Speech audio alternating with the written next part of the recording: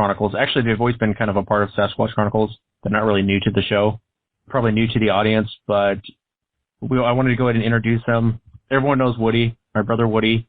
He's kind of come back to the show on a permanent basis, along with Will and I. And we're also going to be adding Ramona. Ramona's been working with us for a few months now. She's been kind of in the backdrop, doing a lot of stuff behind the scenes, but she's been helping us a lot with some projects we have coming up.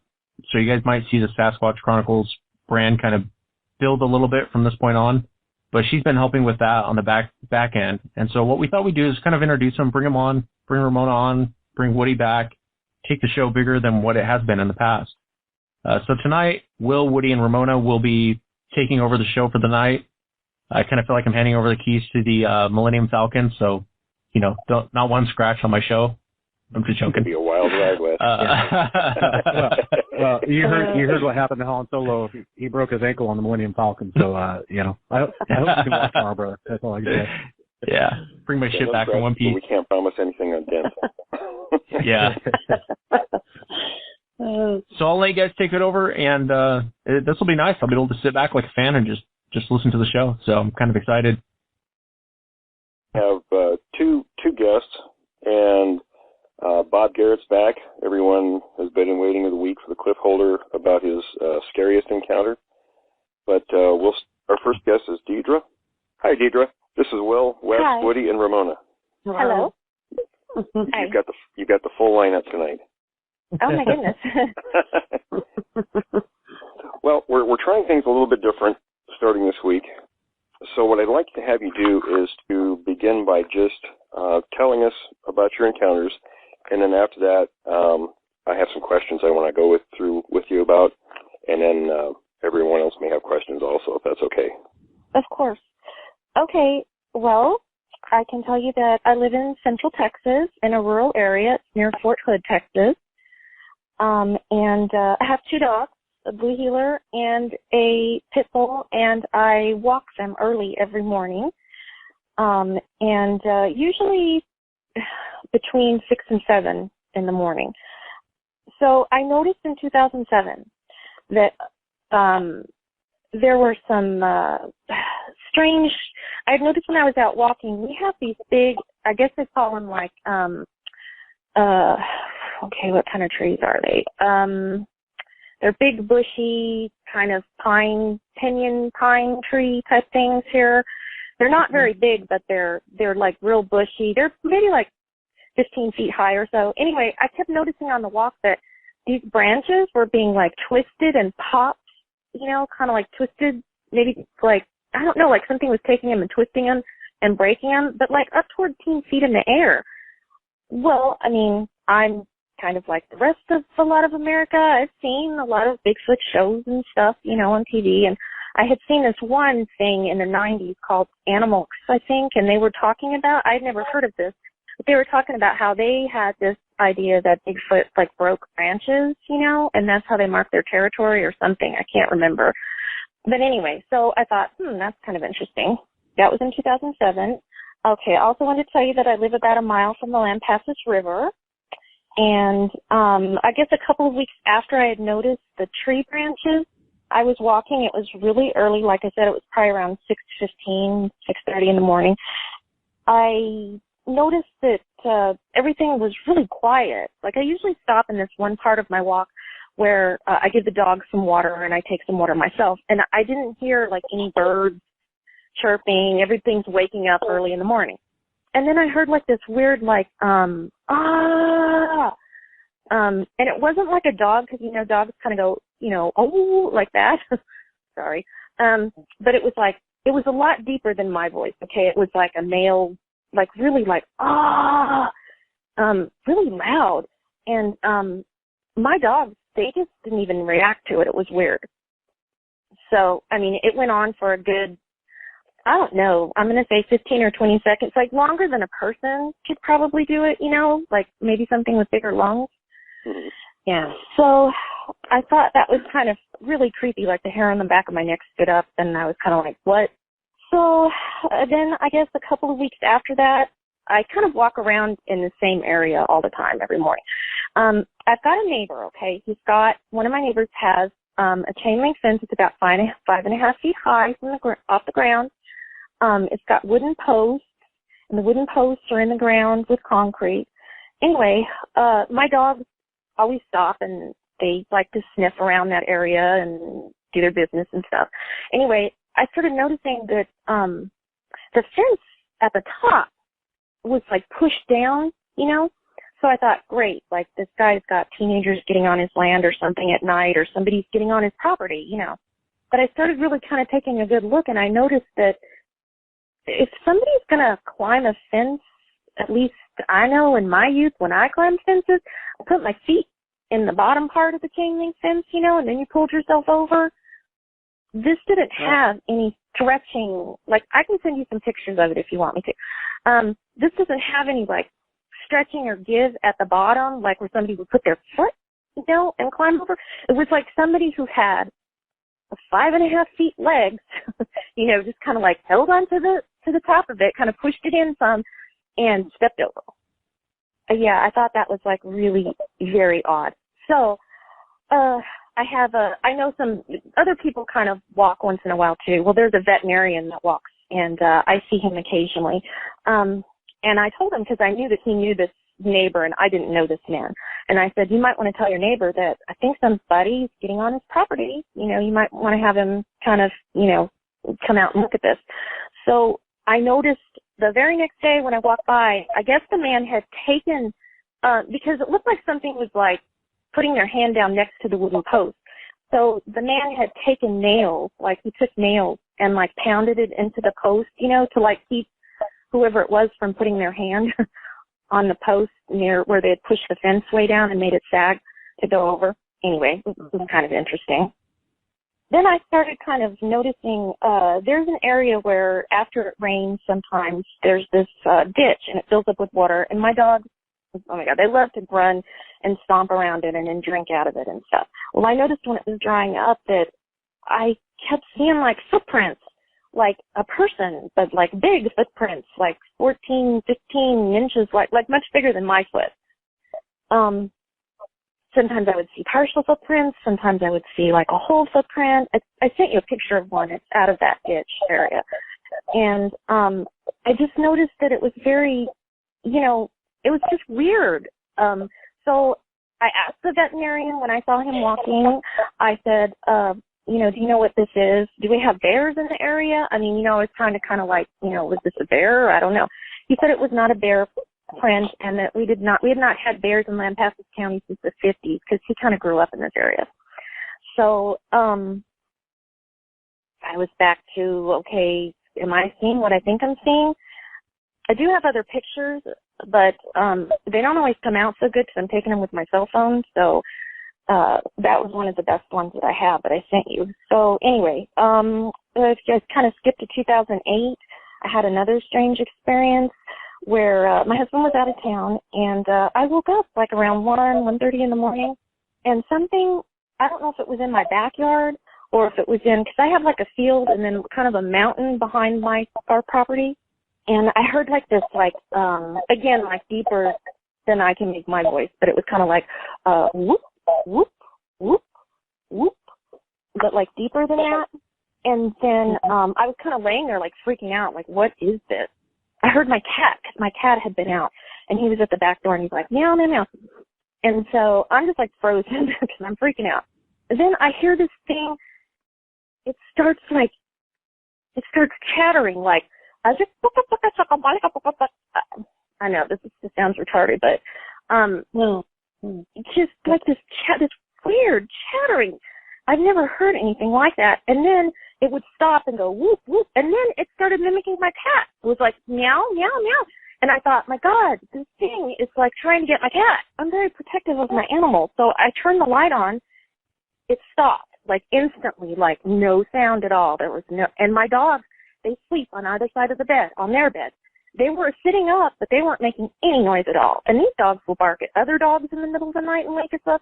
They'll bark at my cats. They'll bark. And they were not barking. It was so strange. So I got up and crept to the back door because we have a back door off of our bathroom on our patio, off our bedroom. And I opened the door just slightly, and my cat, like, shot in like the devil was after him. So that was weird. I did not turn lights on outside or look around or anything because I did not want to see what was making that noise. So I guess I'm going to say later on in the year, like the end of 2008, maybe 2009, my husband was out of town again, and my mother-in-law was visiting. We both woke up probably like, I want to say around 3 or 4 o'clock in the morning. We heard this god-awful screaming, like someone being slaughtered is the only way that I can put it. I mean, it literally, I sat up in bed, and I ran into the hallway, and my mother-in-law was already in the hallway, and we were just like, what? And we were like looking out all the windows, trying to see, like if we could see something. We were not going to go outside, and I did not want to turn any lights on. It went on about 10 minutes or so, and to begin with, we thought, my God, somebody's killing someone. Somebody is being slaughtered. And I don't know why we didn't just call the police, but we were so freaked out. And then afterwards, when we were talking about it, we thought, well, it didn't really sound like a human being, but then it kind of sounded like a woman. I don't know. It was very strange.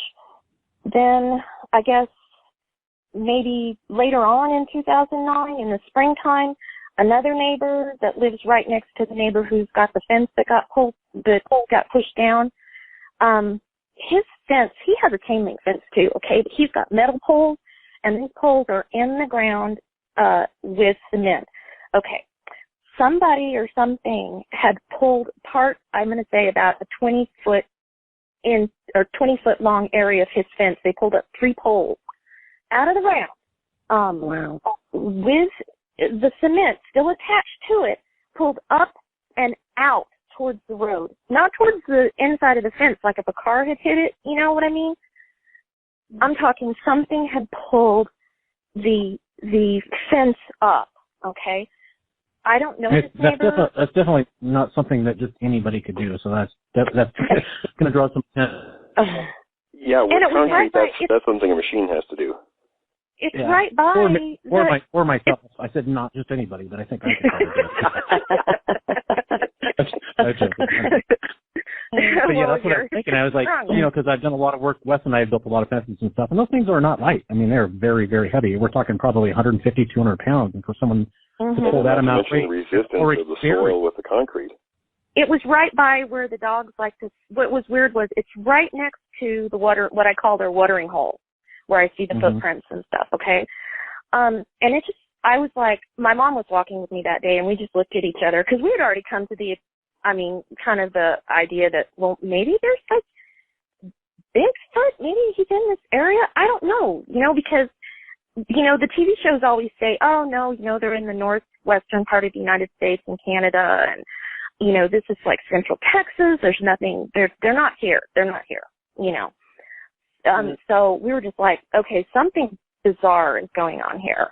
I know that when my neighbor put his fence back up, within it took him a couple of weeks, he now has, like, you know what I mean by the concertina wire, that the rolled barbed wire, he's got that all around his fence now on the top. Wow. So I thought that was very, very strange. So, and then I guess I would say, then I guess I jumped to like June 2013. We have fruit trees in our backyard. I have a huge peach tree that's like, I don't know, I planted it 15 years ago, so it's big. I know I've never had anything happen to the peaches or anything, but something or someone came in my yard in the middle of the night and getting ready to pick the peaches. They cleared the whole tree off. But what was weird was they were all like dropped along, we live on a dirt road, a private road, and all the way up to the highway, there were like half-eaten peaches and stuff on the ground, and like they were just all gone. Very strange. So I don't know if that had anything to do with it, but I'm just saying. And so then I guess it's all leading up to August of 2013 when I finally think I saw the thing. And this was in the afternoon, and I was driving down a county road. And the county road 60 miles an hour, so I was going 60 miles an hour. And this is right across the street from my private road, and I was coming from, my mother lives a mile away from us, and I was going into town. I saw this, I just looked over to the right, or I never would have seen it. It was kind of stepping into a tree line that's right next to the road, and it was like this inky black, like really kind of like sturdy looking, like bulky figure. I'm not good at judging size or height, but I know that it was well over 6 feet tall because it looked tall standing next to the tree, which was like a big ash tree. But it was stepping into this really thick area of bushes and trees and stuff, and it didn't, I couldn't make out the features because I was going so fast and I just saw it for like 2 seconds maybe. But it was, the only way I can describe it is, you know how when you see a black cat, you know, and you're out driving or something and they just have that inky black look when you see them? Right. Like, you know, like the sun, or like they're just absorbing the light. That's kind of what that fur looked like on it. And it kind of had like a head that kind of like went up to a point in the back, like the forehead was flat or something. Mm-hmm. And then it just went like straight down from the back because I kind of saw it at a diagonal angle. I didn't see it head on and I didn't see it completely sideways. It was kind of at a diagonal. Well, yeah, kind of. All I thought to myself was, I did not just see that. Not in August in the middle of the afternoon. It's 90 degrees outside. They tell you on TV that these things like only come out at night. Why am I seeing this in the middle of the afternoon? I mean, it just freaked me out. I was like, no. That was what I was thinking. No. I did not see that. I did not see that. And it just made me sick to my stomach. So anyway, that's kind of where I am, and that's why I sent you I love your radio show because I just feel like you guys are treating this like what I think it is. Because if it's a wild animal, I do not understand these people that are on TV that are running around wanting to sing Kumbaya with these things.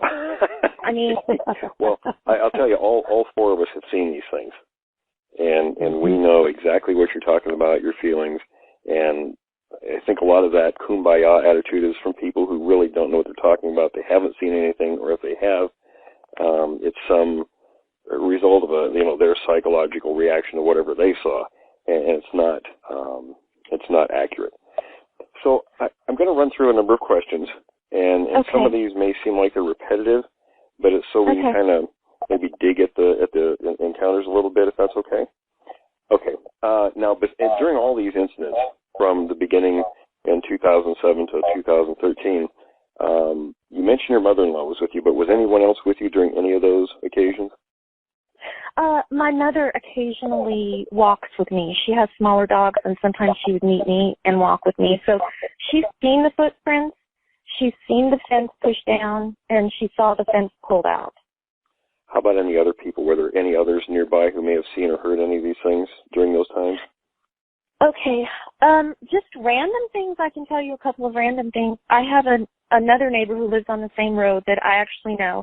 And she and I, like if she sees me out, we'll stand there and chit chat. She lives almost across the street from the guy whose fence at the top was being pushed down. And her husband was deployed at the time. So I was stopped and I asked her, I said, is everything okay? Do you guys need anything? Because kind of Army people, we all sort of have taken care of each other. She said, no, I'm doing fine. She says, I like to sit out here at night. She said, but the other night I was sitting out here. Now, there's a house that's right across the street from her that was for rent, or on this road. It's not really a street, but a road. And they were military people, and they had rented their house out. There are woods behind all of this on this property, and there's like a pond, and there's a big ranch behind there, too. So anyway, she said, yeah, she goes, I was sitting outside in the front yard, but I don't do it anymore because a few nights ago I was sitting out here, and I heard somebody walking around in that yard that those people, they rented their house out. They're gone now. They've gone, to another base. And she said, I called out, and because she said they were stomping around. It was really loud. They were like, thump, thump, thump. And so she said she called out and said, hey, I have like a weapon over here, so you need to leave. She said there was just silence and nothing else. And she said it kind of creeped her out and she went in her house. Well, I tried to tell friends and family about this, and they just kind of laughed at me, so I wasn't going to tell my neighbor, gee, maybe Bigfoot was stomping around over there, okay? Yeah. So that's the only people you tried to tell were friends and family, right? Yeah. you know offhand if anyone notified any sort of authorities or any authorities may have been involved in these incidents? I don't know. I really don't know, to tell you the truth. I know that there's another neighbor that, because I walk down this road and it curves all around in different areas and stuff, and there's another neighbor that's maybe an eighth of a mile or something away from the people that had the fence pulled up. Mm-hmm. They put concertina wire around their yard, around their fence. Very strange. And this is something new in the last year that they did this. But, and I didn't want to, I don't want to be a nosy, hey, excuse me, but why are you putting, that wire up on your fence? It seems unusual, doesn't it? Yeah. Well, yeah. I mean, I realize that, it's a rural area, but there's really nothing that you have to really be afraid of out here. I mean, it's not like, I don't know. I mean, we feel safe, and for God's sake, it's Texas. Everybody's packing, I mean. Right. Now, let me ask you, did you feel after people sort of didn't want to accept your story that you needed to keep the account secret? I don't know. I tried reaching out to different people and stuff, but then I didn't get anything back. I don't know. I went back and forth, kind of like I when I first wanted to tell people, but then you kind of get negative feedback. So then I was like, I'm not saying anything. In fact, when I saw the thing last August, I didn't even tell my family right away. It was kind of like, no, I'm not saying anything because everybody's going to think I'm insane. I am not saying anything. So. Well, what made you finally decide to come out and talk about this publicly? Because I like your radio show, and I feel like you guys are just kind of letting people talk about their experiences and not feel, like they're insane, or that, they're being told, no, well, it's not in your area, so, you must be imagining things, or you must, That's the answer we were looking for. Good answer. Did you have any thoughts about why the creatures might have been doing the different things they were doing? I think they're moving in and out of the area, because it seems like there'll be like these little spurts of activity, and then there won't be anything at all. So I don't know if they're just kind of moving around. I think they kind of stay in this area, but I got to be honest, I think they're just living under everybody's nose. And it is how they move throughout their ranges. They don't stay in one place very long. Mm-hmm. And I can tell you things like with your fruit trees. I've seen that a few times before. I don't know if Wes and Woody are familiar with the area just north of the town of Carson, but there's a number of old abandoned fruit orchards out there. One place I'm thinking of is a lot of cherry trees. The house and everything was long gone. There's just a bunch of trees out there. And a couple of times I was out there in the late 80s, early 90s, and just like you mentioned, up to a height of maybe 12 or 13 feet, everything was stripped. All the cherries gone, and same with apples and other places also. So, and like the chattering you mentioned, very common in these situations. Let's see. Well, that just scared me to death. I mean, I've never heard anything sound like that before. Based on the movement, and you and Will kind of been going back and forth on how they travel and stuff, have you seen, when you were talking about how it rains and the ditch filled up full of water and you were seeing the footprints, did it look like they were going into the water, coming out of the water? Were they traveling through that canal? Did you see the footprints further down? Okay, you know yes, what I mean? I did. Type thing? Yeah. It seemed like they were going in one direction, like away from the neighbor who they were just pushing the fence down towards the neighbor that they pulled the fence out.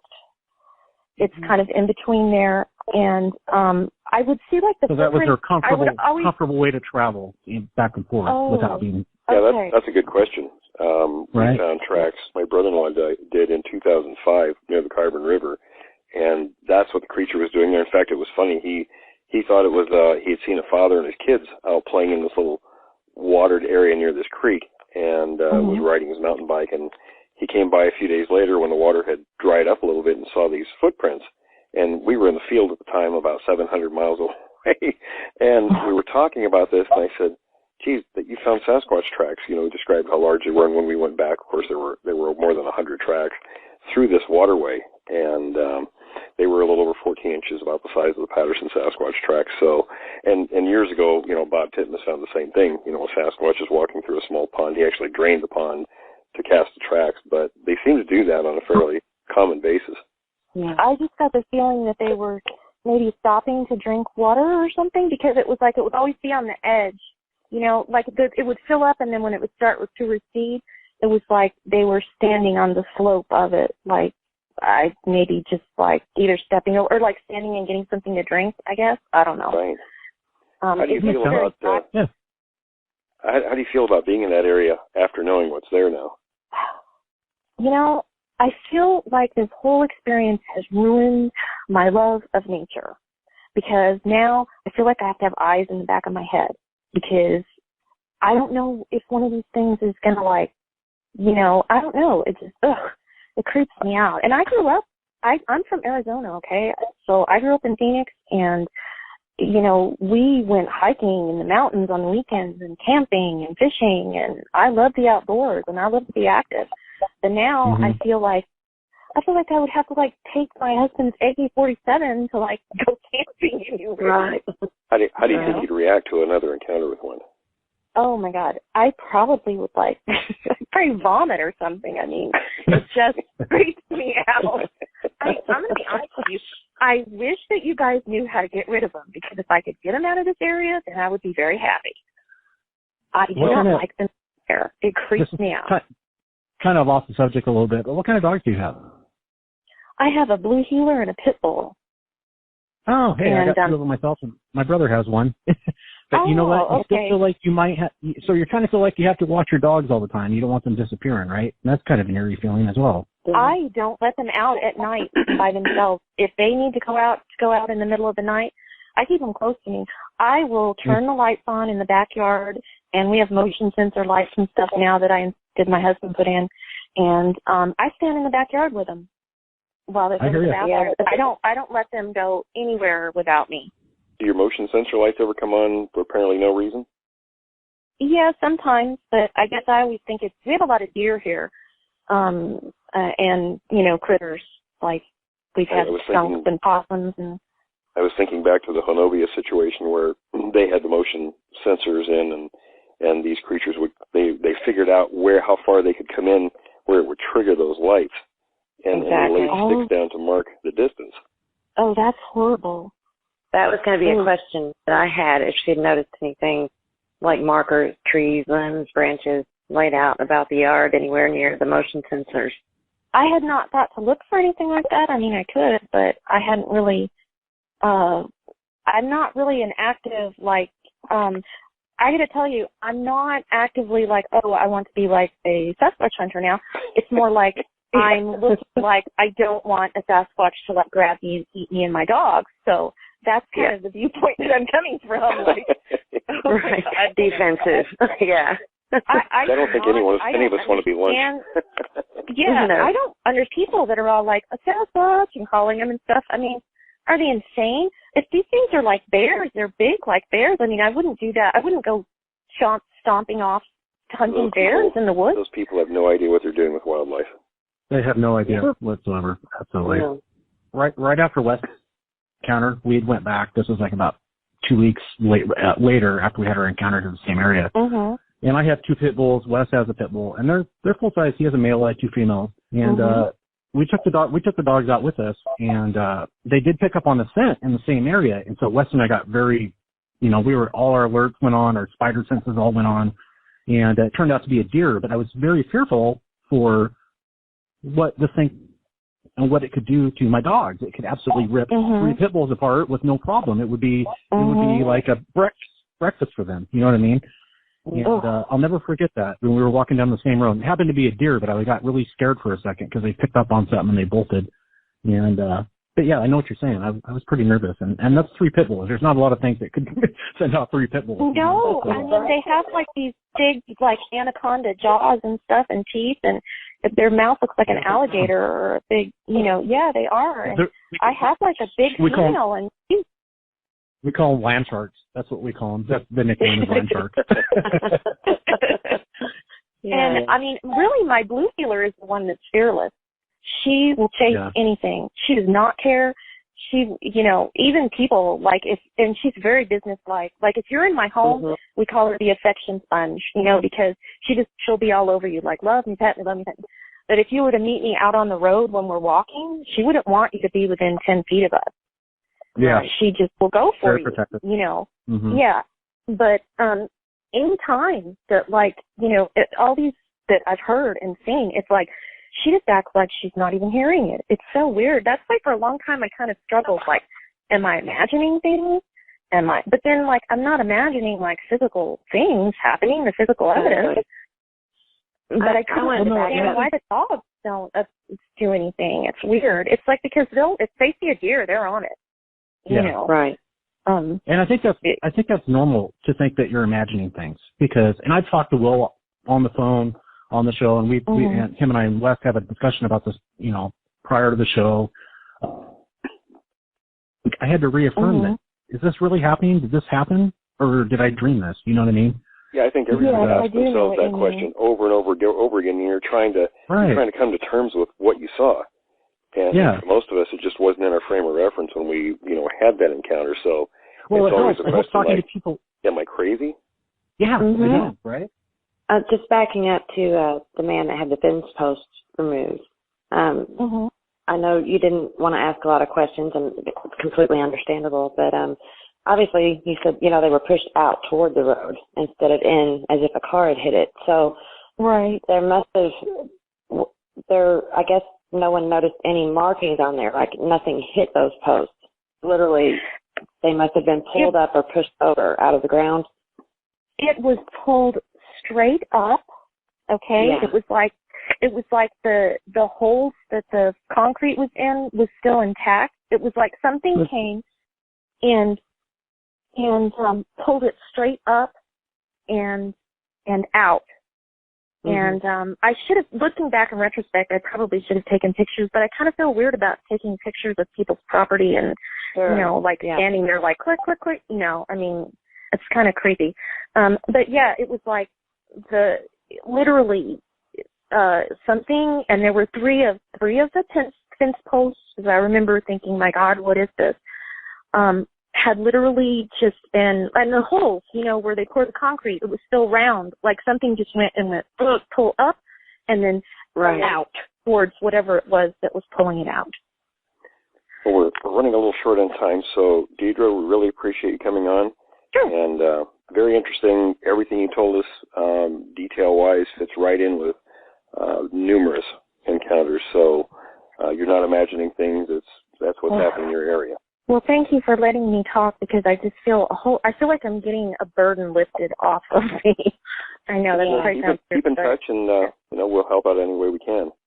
I will. In fact, if I see more footprints, I will be happy to send them to you, the pictures, so you can kind of see what's going on. And I don't remember, did I send you pictures of any of the signs to look for? No. Okay, I'll do that, so you can keep your eyes open for some things there. Okay. Great. All right. Well, thank you very much for having me on your show. I really do enjoy listening to it. Well, thank you. Thank you, Deidre. Yeah, thanks a lot, Deidre. Okay. Well, thank you. Good night. Good night. Well, for the third week in a row, we're having Bob Garrett back. We left everybody with a pretty good cliffhanger last week. Bob was about to tell us his scariest encounter, and knowing Bob, I'm sure it's a really good on the edge of your seat story. So without any further ado, we're going to have Bob Garrett. How's everybody? Hi, Bob. How are you this evening? Oh, I'm good. We just had a bad storm, and so if you lose me, that might be part of the problem. I think our listeners will string us up if we lose you. Yeah.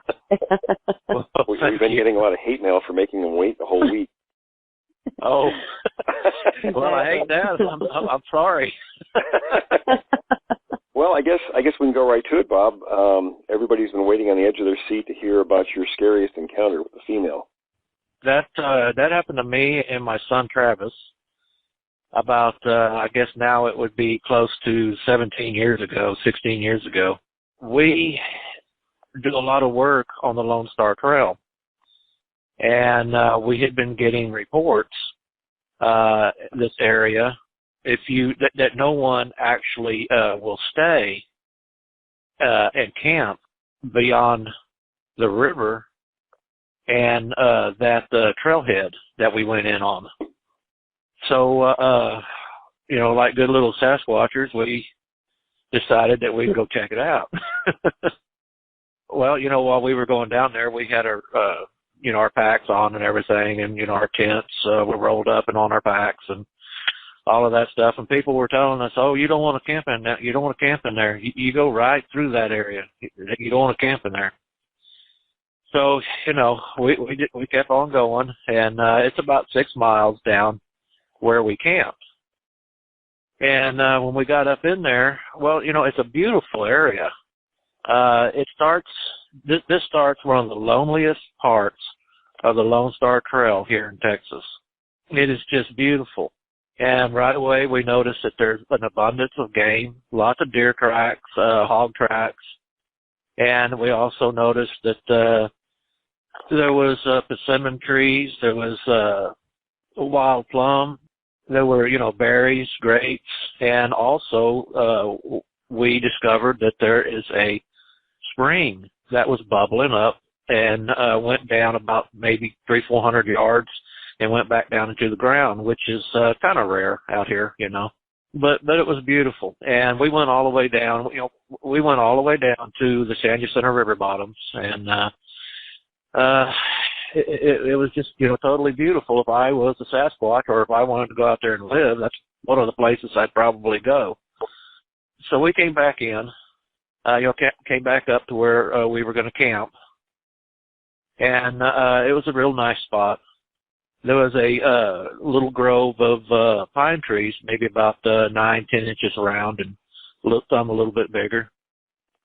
And the trail crossed right past where our campfire was going to be and everything. And we set up our camp, and my son set up or laid out a really nice fire and everything, and we didn't light it right away because one thing I like to do is I like to let the darkness come on, and watch the stars come out and everything, and listen to the the night sounds and things of that sort.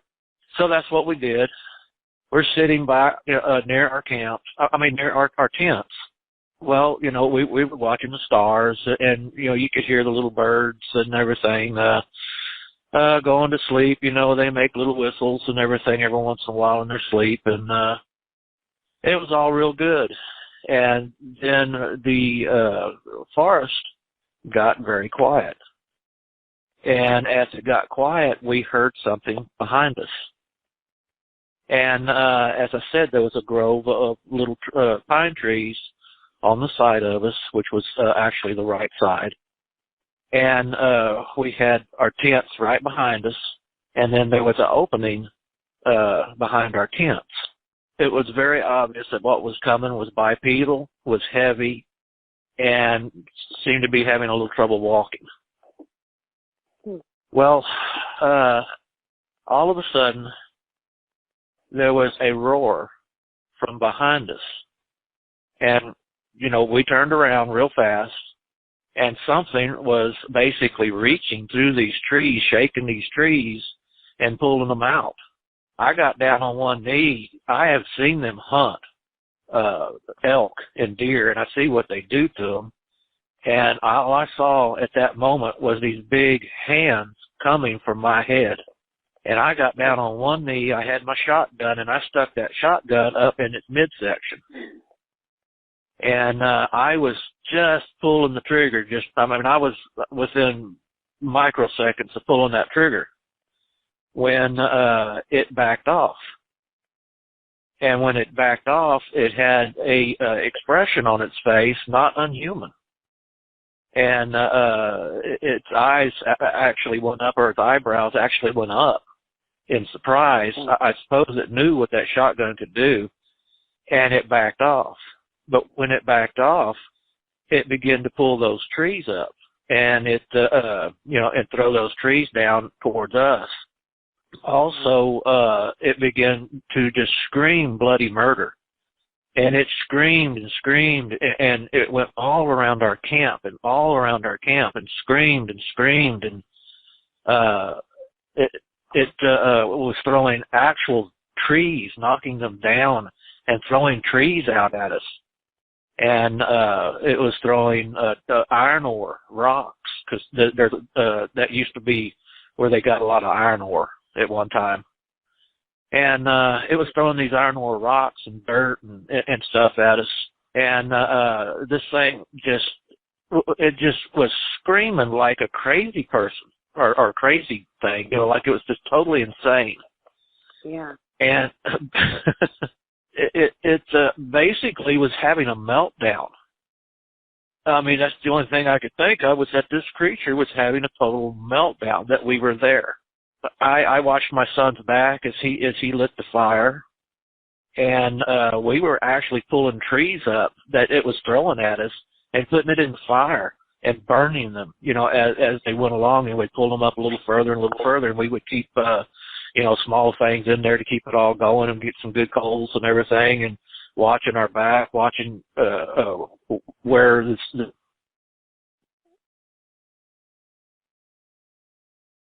Did we lose Bob? I think so. Yeah, we did, actually. Oh. Bummer. He was just getting into it, right? I Yeah. know. Must be that weather stuff he was talking about. Yeah, he said he's been having some problems with his phone most of the night. I'll tell you what, let me give him a call real quick back, and if that doesn't work, we'll move on to Mike. We'll give Mike another shot, and then if that doesn't work, we'll figure something else out. Okay.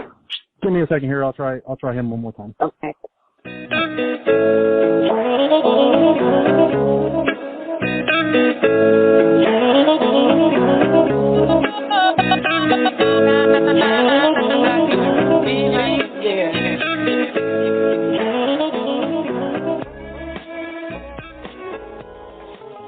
Everyone here at Bigfoot Hotspot Radio would like to thank Audible.com.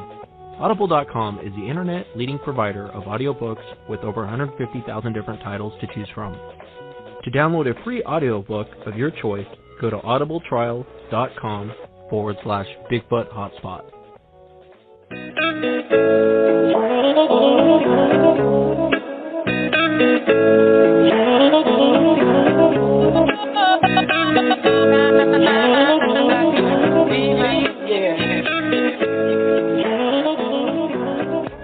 That's okay. We're happy to have you back. Hey guys, I got Bob again on the phone here. Oh, okay. Great. Hey. He's got some sort of storm action going on and being kicked off. It's kind of out of our control, but we'll do what we can here. So welcome back, Bob. Just kind of go ahead and leave off where you were, and we'll continue the show. Okay. Thanks for picking up this phone, and if you get kicked off again, I'll give you a call back. So here we go. Oh, okay. Thank you. You're welcome. Yeah. What I was going to say was that the reason why I knew it was a female is because it looked way down at me. It had to bring its head way down because it's very tall. It had to bring its head way down, and I realized that I was seeing breast also. But that's how I found out or realized that it was a female. But she went on and on, just all around the camp, screaming, hollering, and carrying on. And I was not going to walk 6 miles back in the dark to the trailhead with that, behind my back. Yeah. Because, I mean, honestly, it wouldn't have been safe, and I wasn't sure how safe we were there. She eventually sat down out there at the edge of the camp, and it was like she just was bawling and screaming and having a total mental breakdown. And then she gets up, she goes on into the woods, and we could still hear her out there in the woods circling around and screaming, but it wasn't quite intense. This was later on in the in the early morning hours. But we had a bonfire going. I mean, believe me, everything she threw at us went into the fire. We had one big bonfire going. And I'll tell you what, we must have been in shock because we were sweating profusely, but we were having cold chills like it was wintertime. And it just kind of did something to us. I've never been able to forget it, and I have a lot of nightmares occasionally, about it from time to time. Not as bad as as in the beginning, but I didn't go and camp out in do any wilderness camping like that for almost a year.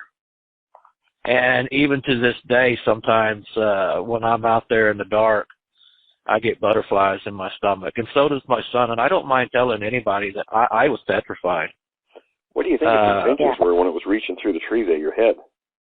I think it meant to kill me. I fully think that it meant totally to kill me.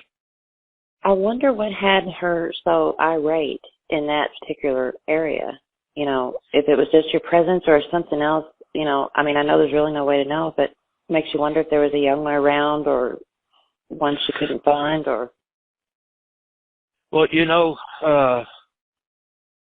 we thought about, whether there was a young one, but I don't, I don't really think there was a young one. I think she was alone all this time. Yeah. We discovered that she was crippled, and we actually got prints of the crippled foot. And she would walk on the side of the foot with the toes tucked up underneath of her. And I don't know if it was a birth defect, maybe she got shot in the foot, or maybe it was to some type of injury or whatever, but I know that obviously gave her pain. Yeah. And that's what we discovered. And I think that was part of it, was the fact she was crippled and possibly, more afraid of us being out there than I can't say we weren't afraid of her, but that's kind of what we started coming to. And also, we did go back out there, and, we went out there with a full crew, and we started going back out there and putting up game cams and, trying to get a picture of her. Right. And she was in this area for a good 15 years. We would go back in there, about once a month to, once every couple of weeks. And she would let us know that, we knew, or she knew that we were there. And sometimes, she would throw something at us. She didn't have the meltdown again. Sometimes she would really get angry, and she would shake the bushes, the U-ponds, and everything out there. But she didn't real quick, she didn't like us leaving anything out there. And she eventually, tore the tree down that we were putting game cams on. But at that time, well, we were kind of experimenting. And my son would go out there, and we'd go out there too, but we started leaving things out there, like mostly dog toys, and we discovered that she actually liked the squeaky toys. She didn't the balls. She didn't take any of the stuffed bears or animals, like people say to do and everything. But what she did like, and she didn't take the shiny stones and the shiny marbles and all of that kind of, but she liked the squeaky toys that made, the squeaky sounds. She would break them, and she would bring them back and line them up, the ones that were broken, and we would replace them. And to me, that showed, a good bit of intelligence, of course, I don't know. I wondered if she was mentally ill, or if that's very possible. Yeah, because my wife's people say that they do have those problems sometimes. That's just kind of what we thought, was that she's possibly mentally ill. I don't think she ever had a mate out there. I don't think she ever had any young out there. She just lived in that spot. It was a good spot for her, and I guess it was easy for her to take care of herself. There was plenty to eat, year round. And when we would bring people in there, she didn't like it. She kind of accepted us going in there, but sometimes she got really mad when we would come in there. I don't know, how to put it, but my son would bring, new people in there, and she would just go ballistic, and so they would leave. And there were times when I would take my dog out there. I would, play with him and throw a ball or he likes to play rock. That sounds a little crazy, but, I would toss a rock and he'll run, go get it and bring it back and stuff like that. And apparently that was very entertaining because she would sit out in the tall U-ponds and she would watch this, going on. And we knew she was there because occasionally we could smell her. And also we could see her, just inside the U-ponds. And we never really felt secure out there with her. And I would never stay out there again like that. We had kind of a rapport with her, I guess you might say on her terms, which, that's the way it usually would be anyway. The oil company came out there and they put in a road right across the trail and they drilled a well out there. Well, that brought in a lot of backpackers because you could get there quick, easier. That brought in a lot of hunters and she just one day was gone. And to this day, I have no idea if she passed or if she just left because of that, or which I presume she did, or what it was. Yeah, but she's no longer in there. But for 15 years, she was there, always. In 15 years, we saw her. She shot herself twice, and that was it. It's she could have had some mentally wrong, like you said, that if she were injured at a young age, like in a trap or something with her foot, it could have just changed, everything for her and made her be a loner type. Some of the females seem to have a little bit of attitude, the few that have been reported and encountered. It sort of made me think about the old Bob Titmus story from Bluff Creek, where he was out, actually not far from where the Patterson Sasquatch was filmed, and he was out a little too late, decided that, he didn't want to get back to his camp. He'd fall and get hurt or whatever in the brush after dark, so he decided just to hunker down for the night and then head back to camp at first light. So he dug a shallow hole and covered himself with debris, all except for his face. And he kind of dozed on and off and woke up about 1 o'clock, he figured, and heard this, what he said sounded like a bulldozer coming through the trees, and it was sniffing the air. Apparently knew he was there but couldn't find him. And it screamed and tore the brush up, and finally left just shortly before daybreak. And he said that it looked like a bulldozer had gone through the timber. And when Patterson filmed the Sasquatch, about 3 years later, he said the tracks were identical. It was the same creature. So occasionally they will throw a tantrum like that and raise holy hell. Well, I'll tell you what. If you're on the receiving end of that tantrum, it's not a good thing. No, that meltdown that she had, it's still with us. But when I'm out there in the woods, out in the forest, and sometimes, I do get, like I said, the butterflies and kind of feel strange. I have to look, watch my back and everything. That comes back to mind. I've had nightmares about it, and it really did something to my son and I.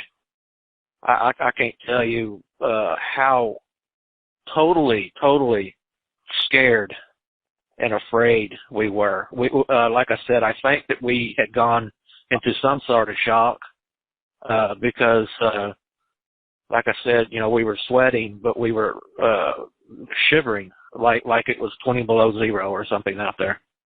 We, like I said, we did go back in there. We did do this with her. I don't recommend, I don't know. I mean, for a lot of people, I guess that's okay.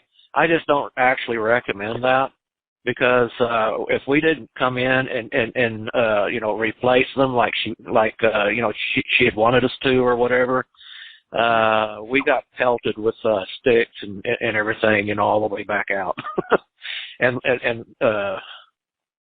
I don't know. I think it's kind of akin to feeding a bear or giving a bear something, and they get used to it, and they want you to continue with it. And when you don't do it, or you mess up and don't bring anything to replace the broken with, then they get quite irate with you, and I think that's dangerous. Or with her, that was my experience. That was my first and only experience in actually exchanging or giving anything to a Sasquatch, and I'll never do it again. Yeah, that's it's very similar to what Coonbo and Bear were talking about too.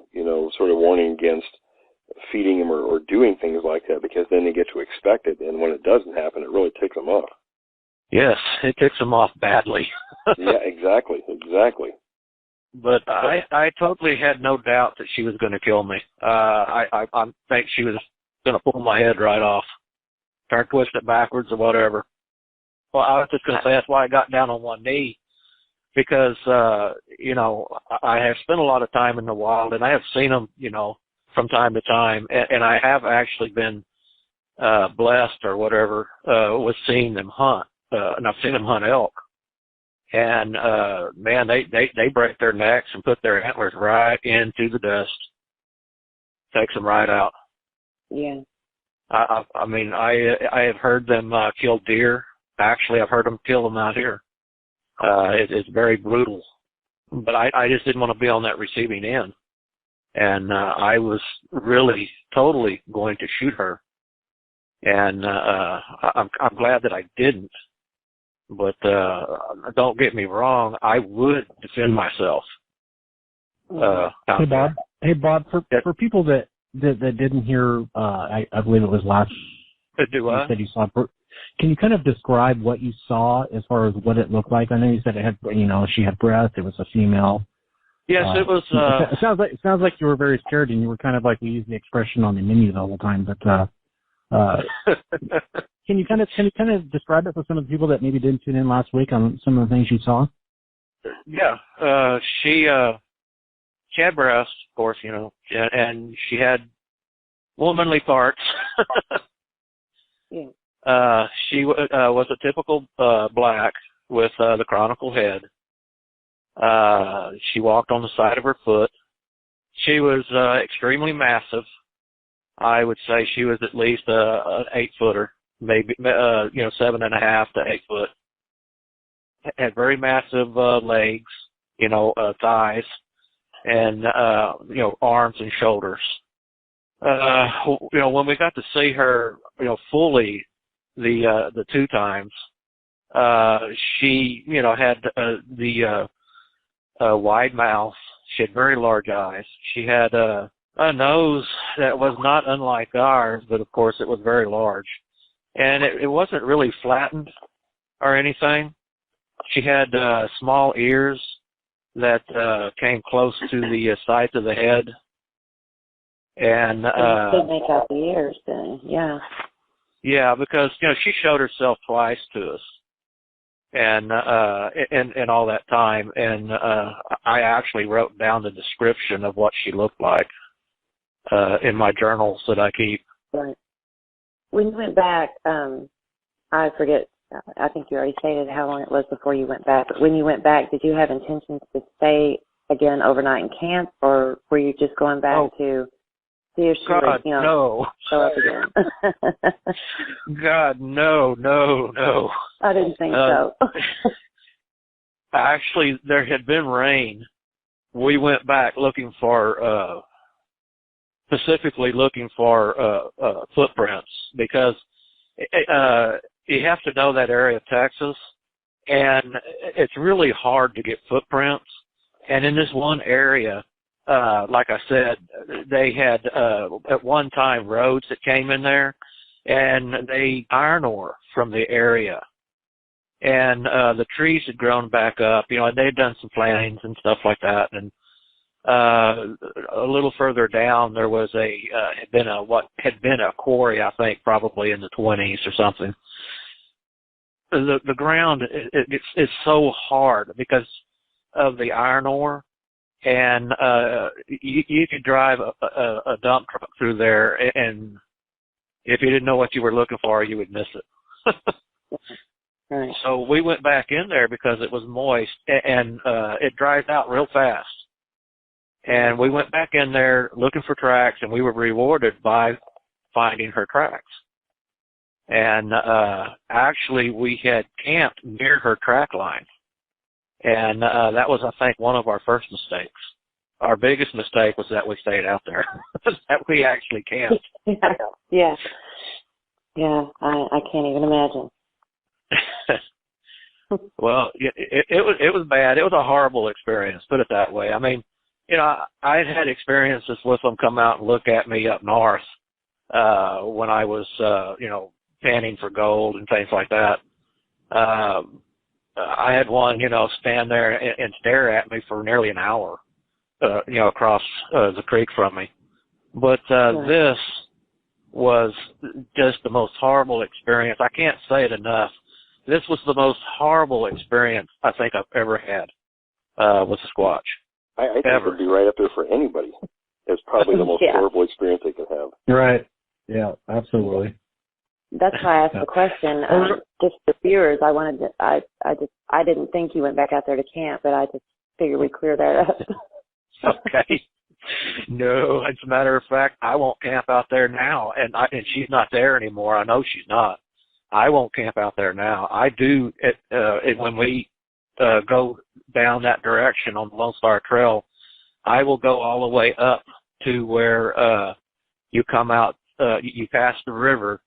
And it's several miles. You pass the river. It's very lonely country, but there's a pond out there, like a 5-acre pond, and you can turn off and go into that pond and actually camp in there and then go on, and that's what I do. It's a good area, and there's so many frogs that you couldn't hear a Sasquatch scream if you wanted to. Yeah, I'm chicken. I'm sorry. Oh, I'm right there with you. I would be back. I don't think I would have went back to even look for the print after that night. So. Well, it was hard to get back in those woods. Believe me, it was hard. Yeah. But I did go loaded for bears. As a matter of fact, I went down and I bought some black bear shot from my shotgun. Because I only had deer shot, double-aught buck for, deer. And I went down and bought some bear shot and loaded it with that before I went in. And I also had my 45 with me. And everybody else was armed. I was going to war if I had to. Well, I think in that case, you really, I don't think you can feel like you're armed enough, after an experience like that. No, because... they're so fast, and if it had not been for the fact that that line of trees had been, on my right side where she was coming in at, she would have probably killed me. She probably would have killed my son. We probably would be a statistic right now, disappeared. Oh yeah, no doubt, no doubt. And I think that's the only reason why I had time to get on my knee and put that gun in her midsection and surprise her like that with that row of trees. And I thank God for that row of trees. But, to this day, and it's been, all these years, you can go out there and you can actually see some of the trees that she downed. They're rotting now. Go ahead. Let me ask you this real quick. And I hate to recycle questions because I'm not a big recycler. That's okay. I asked this question on the last interview we had, and I'm going to ask you now because you said that you've gone out and you did some gold tanning. I've done that myself. I find it relaxing. I like to do it. Have you found any, as far as do you think, well, how should I say this? Do you think that Sasquatches travel through the waterways as far as trying to be non-detected? What are your thoughts on that?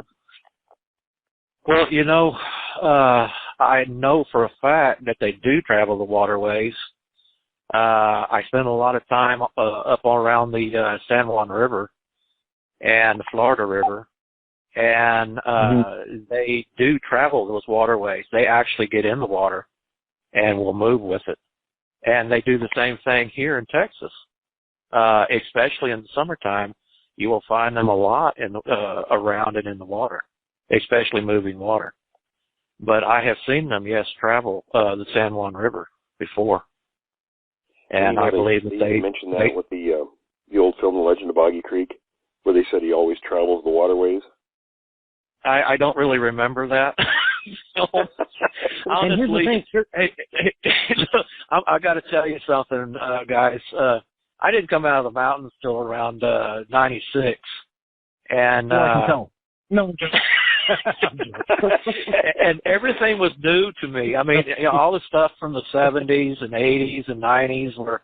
It was like watching. Yeah, it was brand new shows. TV was brand new. I mean, I haven't, honestly, guys, I haven't had a computer more than 6 years. I was playing with you, man. I'm sorry. Oh no, I understand it. Hey, I get it all the time. I get it all the time. I can't. There's a lot of things I basically cannot do with a computer. And I told my kids, my sons and my daughter, when we got back, I mean, they just got right into it, They went right into the technology, learned everything, and did real well. But me, I stayed. Go ahead. I'm sorry. Let me kind of back you up here because I kind of pulled you out. But here's the thing: I have more respect for people that are not completely tech savvy. Tech savvy. See, you overdid me there. That's cool. You're a great guest, and I think and everything you say comes true, and you can tell the emotion, and you can tell how true you are to what you're saying. I appreciate that. You get some people that come in here that repeat everything that they've read on the internet. You're not that guy. You're not that guy, Bob. Well, I appreciate it. Yeah. I appreciate you saying so. Come in here and retell stories about things they've read on the internet. I don't appreciate that. Yeah. I appreciate you. You're doing really good. As far as let's go back to. He is great. Let's go back to kind of the waterways thing. Okay. And I know Will, you're kind of, because it kind of intrigues me because we're in the Pacific Northwest, and Bob, I don't know if you know much about the Pacific Northwest, but we have the Puget Sound, we have the Columbia River, we have Salmon Creek, we have all these different areas to where Bigfoot has been reported. And if you take someone like Will that is from the area, I mean, he could probably sit here for hours and tell you about the different interactions that we've had with Bigfoot on the Columbia River. So I know if you get down towards Carson, oh good Lord, what is it? Down there by Beacon Rock? What are some of the other ones? Stevenson is the other one down there. Right. Stevenson, Carson, and so you get down, and I think it's important that people realize that you get down on these river areas that that's one way I believe that Sasquatch / Bigfoot can travel without being tracked. And I think that's important that people realize that. Why? I don't know. I feel it's important. I'm kind of a dork. Well, Renee always used to tell me to watch the waterways. Right, If anybody knew this, he knew it. And that's from way back in the beginning of all this, when the originals were digging into this and trying to figure out what they were doing. And it's always been very good advice. I think so too. And Go ahead. Go ahead, Ramona. What do you think about that? I was just going to say, here in Kentucky, the reports that come in are almost always either near the lake areas or the Ohio and even other small tributaries. And there's just, the pattern is that they're almost always, reported sightings are almost always near rivers or, these lakes that we have in this area. So that just goes along with what you're saying, Woody. Yeah, I think so. And Will, we've talked to you, like you're one of the first people that we've reached out to when we had our encounter. Yeah, your encounter was pretty close to the 300 feet from where we were at, right? Yeah, you guys are pretty close to the Lewis River.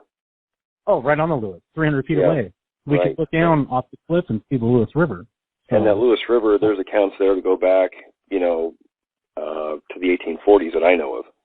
And I'm sure. As far as what? As far as what? People seen?